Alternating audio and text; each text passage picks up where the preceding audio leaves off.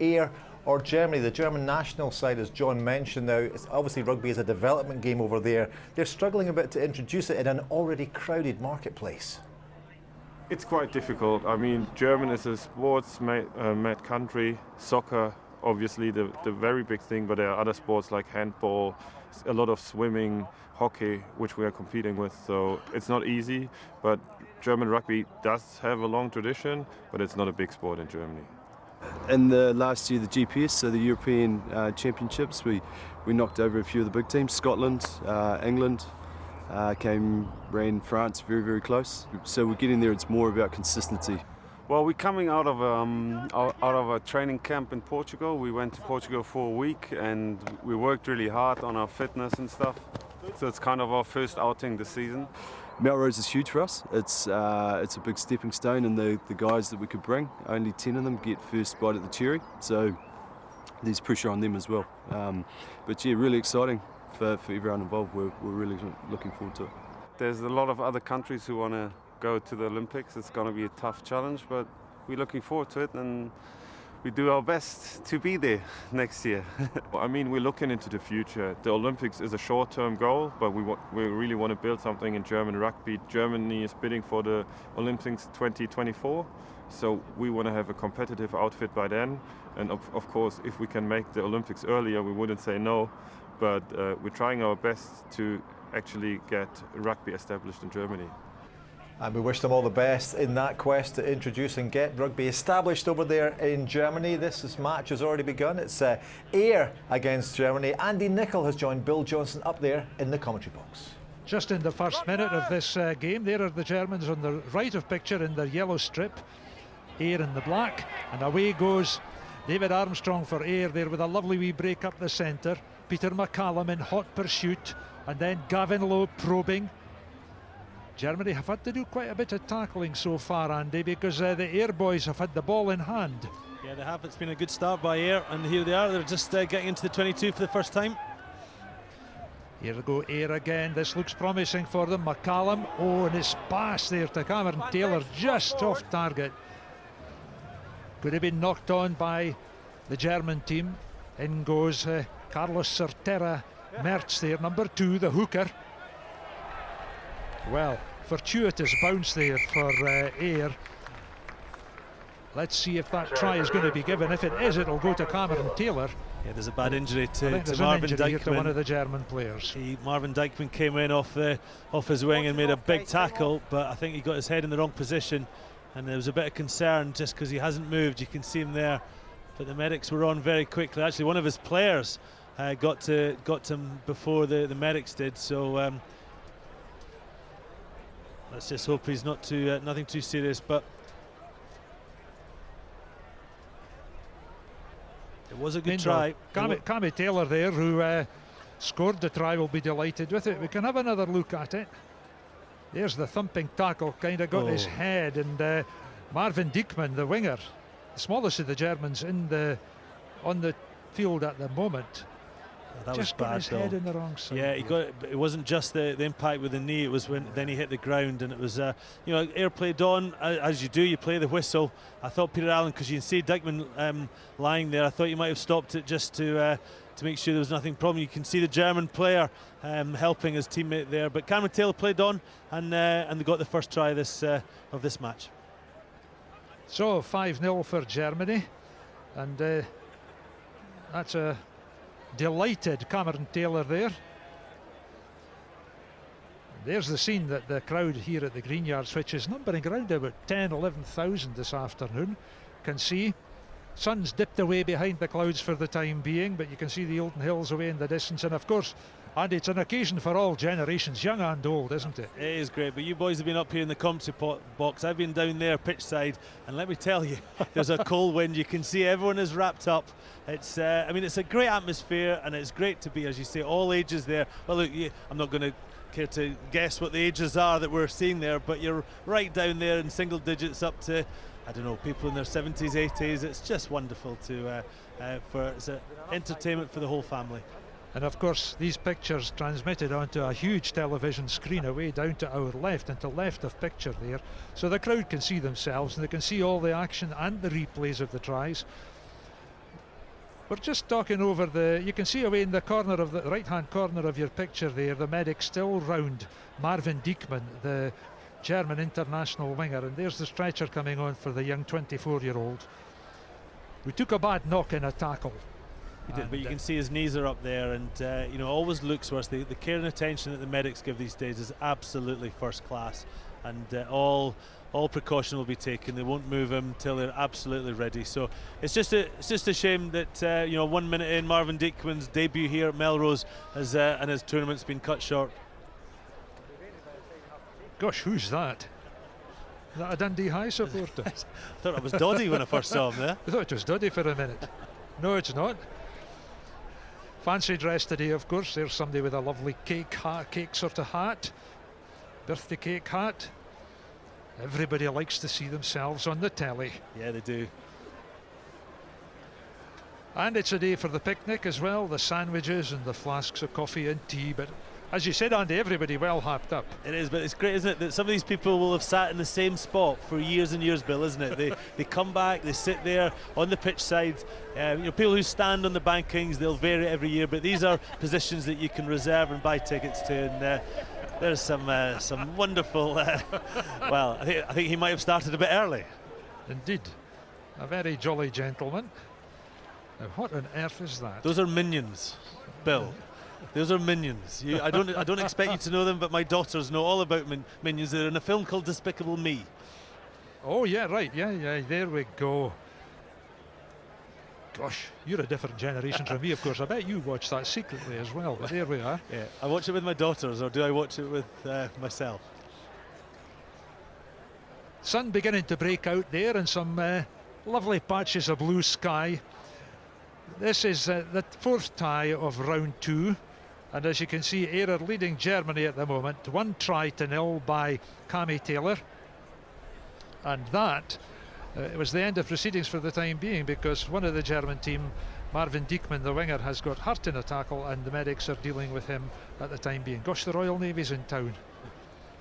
But just to stress again, Bill, you know, the length of time this is taking to get Marvin Diekman off the pitch is a good thing, because they're just taking all precautions. There's a full medical team here at Melrose for this tournament, and you know, he'll be getting the best care of attention. He'll be off to Borders General, I would have thought, very, very soon. Well, you can see the medics there, and spectators just being very patient, watching proceedings. We should get the kiss cam that they had at the Commonwealth Games, Andy. Yeah, indeed. I had to kiss Jonathan Davis live on television. And let me tell you, that wasn't one of the highlights of my broadcasting career. But I tell you, looking at these German players, Bill, they look physically very good. I think Von Grumboff and Vollen Kemper, the two big props, look real physical specimen, as you'd expect. And you know, we haven't seen them obviously much, because they've only been defending really for the first minute and a half of this game. But you know, this is just all week they've been preparing for this, and you know, they just need to start again now. Well, there you go then. A warm and appreciative applause for Marvin Diekman, whose time on the field at Melrose sadly was cut short by that accident, but he's received first-class attention from the medics. And we're ready to get this game restarted and underway. You can see they've only played a minute and 47-48 seconds. And 5-0 Ayr lead. Onside. That's fine, just this side, your side, yeah, good. Here we go. Robbie Ferguson with a restart dropout. Up goes a big German jumper. That was Fabian Heimpel. This is Sam Ranger, and away he goes. This lad whose parents are English, but he was born in Germany. And Mathurin. Along the line it goes von Grumkopf, and this is Sorteras Mertz. Oh, that's a lovely play there, and away go the Germans. This is Phil Chesney now. They seem to be lifted in adversity there, having lost their teammate. Sorteras Mertz gets the ball out along the line. Here comes Mathurin, this wee scrum half player. Now the big fella, Fabian Heimpel, takes it on. No crisscrossing there, no obstruction. Heimpel goes in for a lovely try to equalise it. It's 5-all. And that was a great try there by Germany. Heimpel finished it off, but all the players were involved, and they look like they've got real rugby about them. They've got good structure, they've got good skills, they look very fit. You know, that was a good introduction to the Melrose Sevens here. So the try scorer sees if he can get the conversion points, and there you are, right in front of the post. Over it goes. So 5-7. Here was it. This is the early part, and they've got, this is Sortero Mertz was a lovely little wraparound there. Great vision, great communication, and they kept it going. It was good defence by Ayr. They got back, but they recycled it. And you can see when you get ball like this was the finish. Heipel went in, and Germany get off the mark here the first time.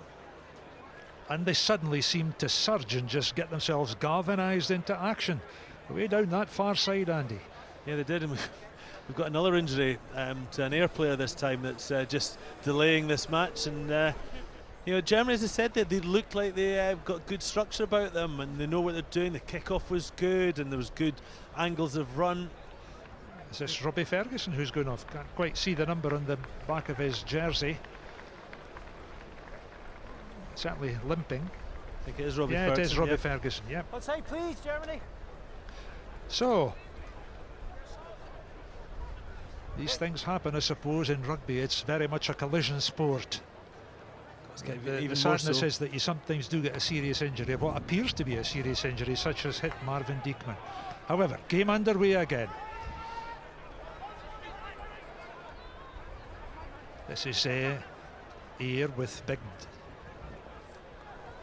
Dean Kelbrick, that was, taking it on. Here comes Germany again. Look at this great running by Alan Kesson, this big lad. Oh, and he's got the try.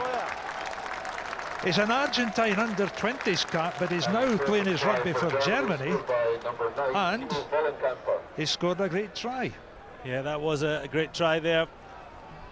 Vollenkamper looks like he's got the physical presence, but you can see here good pressure and good, defence goes into attack. That's what you require. Good defence always is the bedrock, and that was just a big finish there by Timo Vollenkamper.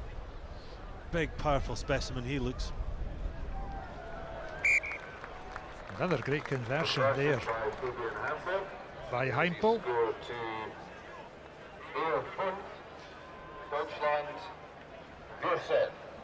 Tremendously powerful running. Vollenkamper it was. I thought that was an 8 in the back of his jersey, but it was Timo Vollenkamper, you're right, Andy, who got the score. Powerful, powerful running there by the German number 9. Here comes Ranger. He's got all runners all round about him. There he goes. There's Van Groomkopf. Out it goes again to Mathurin. Here's Vollenkamper. And Chesney, the centre, away out in the far wing there. Ayr having to do all the tackling. Germans dominating possession. Look at the precision of the passing. Spoke too soon. Oh, I can tell viewers to this programme that everybody in the commentary box is laughing loudly up their sleeves. They're all enjoying that. Germany beginning just to put their game together, and away they go again. Here's Chesney, big Phil Chesney. Mathurin, the wee weaver.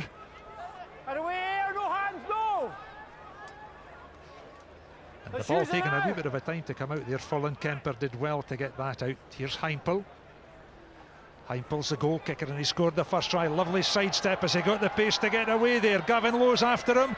Heimpel will make it into the corner. Great score there again. Yeah, that really was a good score, because they just went through the phases. They stretched Ayr from side to side. They took the contact when they needed to, but they were also precise in the contact to recycle the ball. And then just when you stretch the defence and you've got a stepper like this, Fabian Hempel had the gas to get in. Again, he finished it off, but that was a well-structured team try. I watched the Germans training last night, but they were only out for about half an hour, and they didn't do anything too serious, so it was difficult to gauge what they would be like as a 7, but they certainly look very promising at this stage. Here's Heimpel's conversion, wide of the post. So there we are. Half-time. That's half-time, and there we are with the Germans commandingly in the lead at 19 points to 5.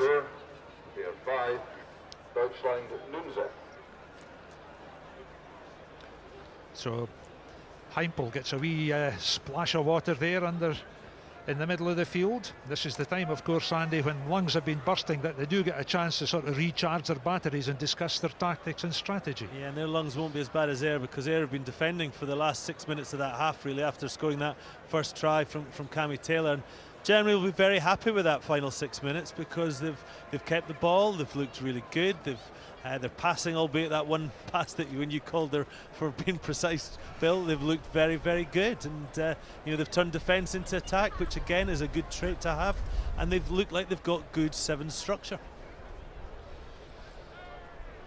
Beautiful conditions now, and perfect for 7-a-side rugby, actually, because the sort of rain overnight has just softened the surface up a little bit, not too much. There's a stiffish breeze blowing, but apart from that, pretty good. Look at these cotton wool clouds, Andy. Yeah, add 5 degrees temperature and it would be almost perfect. It is. I'm going to stress again.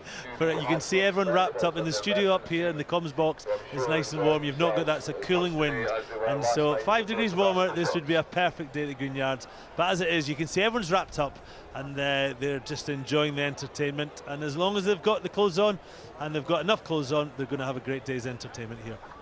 Well, we hope they keep their clothes on right through to the end of the day. Here's the restart then. Gavin Lowe, centre stage. Ayr need to get their hands on the ball and start to build a few phases and try and get an early try in this second period of 7 minutes. And that kick was overdone a bit. Then it comes to Ranger, the scrum half. Back it goes to Mathurin. Again, here come the Germans, surging up that right wing. Along the line again. Look at this big fella. This is Vollenkemper, is as strong as you like. Nice pass, Heimpel. That's that was von Grumkopf over on the far side. There's a thumping tackle. What a belter of a tackle that was. Oh. I do like the balance that Germany have. They've got the power up front, if you like, with von Grumkopf and Vollenkemper, and then Sorter. Mertz seems a good hooker, he's a bit mobile. Then you've got the playmakers like Sam Ranger, and now Hempel, obviously, who's scored a couple of tries, and this Mathurin, who's come off for the injury, he's looking good as well. Now, what can Ayr do this time? Chance here for Ian Rennick. And then it goes back to Gavin Lowe. They've got to build it up. Oh, almost through the gap. Cammy Taylor wrapped up there by Chesney. Ayr still have it. What can they do in midfield? Ben Johnson kind of caught there in possession. Ayr still with the ball, though. That's the crucial thing. Possession of the ball. Dean Kelbrick. Well, it was almost away. That was a tremendous tackle there by Kesson. Still the advantage with Ayr. Armstrong. Back it comes again. Low. Look at the pressure from the German tackling, and if they can turn this one over, they might just launch a bit of a counter, and they've got the penalty, Andy. Yeah, so Tara Mertz got in their turnover. Really impressed again with the structure in defence. It tells you everything about how well drilled a side is how organised they are in defence. Ayr had a number of opportunities there, half got through on a couple of occasions, but Germany's defence kept strong. Heimpel thumps the ball away downfield. Germans, I think, maybe just feeling the pace of the early encounter, Andy, and just some of them walking a wee bit more slowly, but early days yet. There we are with what? Another 5 minutes or thereabouts. 4.5 minutes in this tie to go. So there's a load of time. Good line-out ball. Kelbrick takes it for Ayr. Here come the Scotsman, Gregor Paxton, out along the line. Ian Rennick. He's got to let that one come back. Oh, and it's well done, and Ranger picks it up. He's got Mathurin on the left. Here goes the big fella. This is Chesney, the centre, in at the corner, and that surely seals it for Germany against Ayr. That's another fine try for the German seeded team. Yeah, that was a great try there, finished off by Chesney, but again it was defence into attack, very powerful in the contact area. Ayr had to commit too many players, and it just meant that the ball came out. There was no scrum half, and they were able to go around there, no problem, and the support was there. Chesney had the gas to get in the corner. Yet again, impressed with this Germany side. They look like they've got game. That was Germany's 4th try. And here is Fabian Heimpel seeing if he can convert it. Here's the distance, look. Oh, the wind might just drift it in. No, just on the outside of that right-hand post. That was try number 72 of the competition this afternoon, that last try. So there we are. The tries fairly click over, of course, and my old friend Norman Mayer always used to say, tries are the coinage of rugby. That's what everybody wants to see. Absolutely. Please make your way to the club office. Thank you. Now, Ayr, come on, Ayr, what can you do? You feel the crowd are pleased for Germany, but they're maybe behind the Ayr side a little bit? Yeah, you always want the guest sides to at least win one game, and Germany are clearly going to do that, but I think they'll win more than that. These guys look like a good side here.